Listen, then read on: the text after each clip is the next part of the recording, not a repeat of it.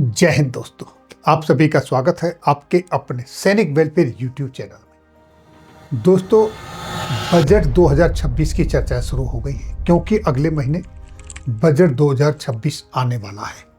तो क्या इस बार बजट में केंद्रीय कर्मचारियों को, पेंशन भोगियों को कुछ मिलने वाला है? कुछ उम्मीद है। ऐसे में पेंशन भोगियों के संगठन अपनी समस्याओं को लेकर विभिन्न स्तर पर अपनी अपनी मांगे सरकार व 8वें वेतन आयोग के चेयरपर्सन के समकक्ष पहुंचाने लगे हैं, उन तक अपनी डिमांडें रखने लगे हैं।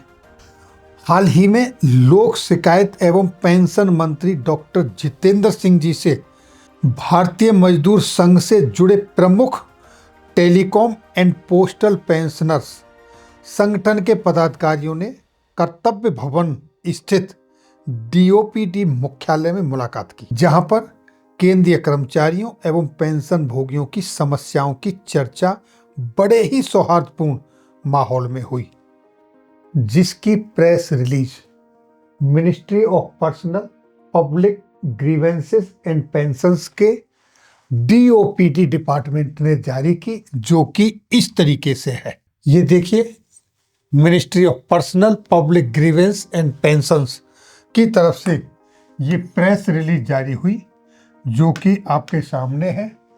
Labour union delegates meets doctor Jitendra Singh health MOT governments employ friendly approach, और ये प्रेस रिलीज हुई 6 जनवरी 2026 को।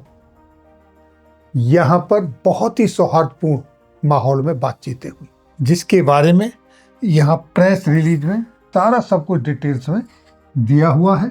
मंत्री जी ने जितने भी मुद्दे थे उन्हें न सिर्फ बड़े ध्यान से सुना, बल्कि विश्वास भी दिलाया कि सरकार पेंशन भोगियों के साथ संपर्क में रहेगी।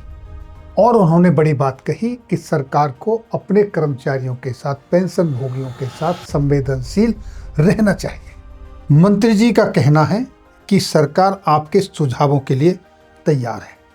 इसका मतलब ये हुआ कि यही अब सही समय है कि सभी संगठनों को, चाहे वो सैनिकों के संगठन हो, चाहे वो रेलवे के संगठन हो, चाहे वो पोस्टल या फिर पैरामिलिट्री फोर्सेस के संगठन हो, उनको अपनी मांगों को, अपनी विसंगतियों को, जो उनकी पुरानी फाइलों में दबी पड़ी हैं, अब उन फाइलों को खंगाल कर सरकार के पास, संबंधित मंत्रालयों के पास और 8वें वेतन आयोग के चेयरपर्सन के पास पहुंचाना चाहिए।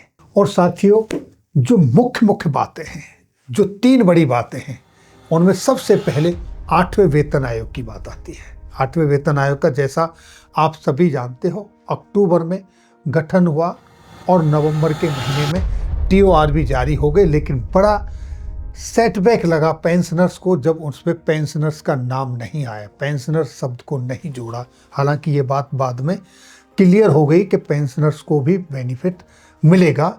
अच्छा होता कि ये संसद में माननीय वित्त मंत्री इसको एड्रेस कर दें तो।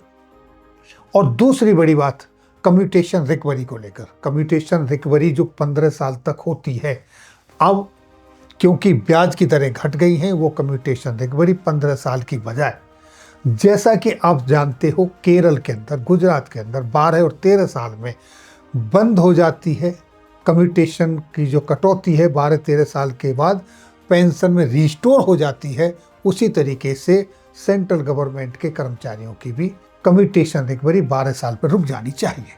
और अगली बड़ी बात, जो एडिशनल पेंशन 80 साल पर मिलती है, पेंशनर्स की एज 80 साल होने पर मिलती है, जैसा कि आप सभी जानते हैं 66-67 साल लाइफ एक्सपेक्टेंसी है, तो पेंशनर्स को 65 साल की उम्र के बाद एडिशनल पेंशन मिलनी चाहिए। ये भी बड़ा मुद्दा है। और दूसरा, महंगाई भत्ते का।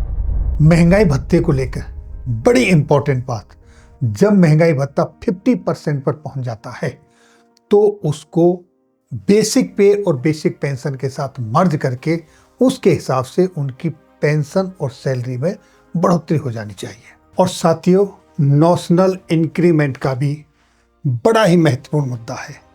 आप सभी जानते हैं, सुप्रीम कोर्ट का आदेश आने के बाद सरकार की तरफ से नोटिफिकेशन निकलने के बावजूद भी सभी पेंशनर को स्वतः ही नॉशनल इंक्रीमेंट का बेनिफिट नहीं मिल रहा है, जबकि वो सबको ऑटोमेटिक बेस पे कर देना चाहिए।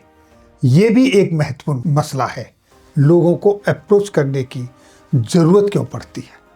इस तरीके से बहुत सारी चीज़ें अब जगह जगह पर सभी पेंशनर, सभी पेंशन भोगियों के संगठन, चाहे वो किसी भी विभाग के हों, अब उनकी रेस्पॉन्सिबिलिटी बनती है कि वो अपनी फाइलों को झकोड़ें, उनकी धूल हटाएं और जो भी उनकी विसंगतियां हैं, जो भी उनके मुद्दे हैं, उनको सही प्लेटफार्म पर पहुंचाएं और ज़रूरत पड़े तो एकत्रित होके भी आगे अपनी आवाज़ उठाने के लिए तैयार रहें। यही समय है और सही समय है कि बाद में फिर आपको पछताना ना पड़े। अपने सारे जितने भी मुद्दे हैं, जितनी भी आपकी विसंगतियां हैं, सबको रखें और सही समय पर रख देंगे तो उनके ऊपर कुछ ना कुछ सॉल्यूशन जरूर निकलेगा। पे कमीशन उस पर विचार करेगा, पैनल उस पर स्टडी करेगा, हो सकता है कि उसका समाधान भी निकल जाए। तो ये थी जानकारी आज की इस वीडियो में। फिर मिलेंगे आपके वेलफेयर से जुड़ी किसी अन्य जानकारी के साथ अगली वीडियो में। तब तक के लिए जय हिंद, जय भारत।